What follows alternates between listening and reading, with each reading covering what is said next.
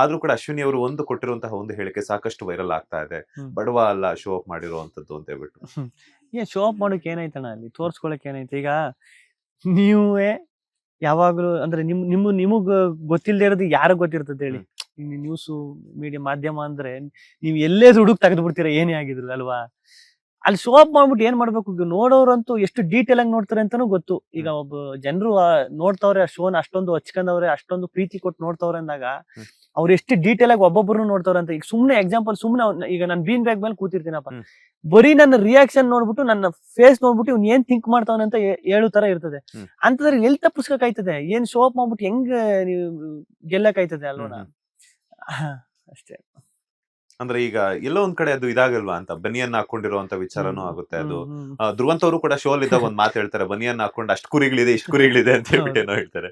ಅಣ್ಣ ನಮ್ಮ ಅವಾಗಿಂದನೂ ಒಂದ್ 18-19 ಕುರಿಯವೆ ನಮ್ದು.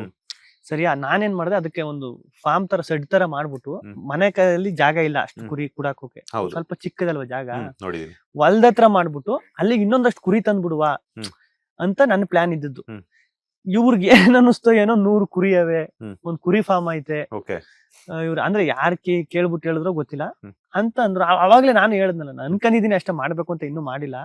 ಇದು ಅಷ್ಟೇ, ಕಾರು ಅಷ್ಟೇ ಸೆಕೆಂಡ್ಸ್, ಅದೇನು ಕೊಟ್ಟು ತಕೊಂಡಿರೋದಲ್ಲ, ಶೋರೂಮ್ ಗಾಡಿ ಅಲ್ಲ ಅದು, ಅದು ಸೆಕೆಂಡ್ಸ್ ಅಂತ.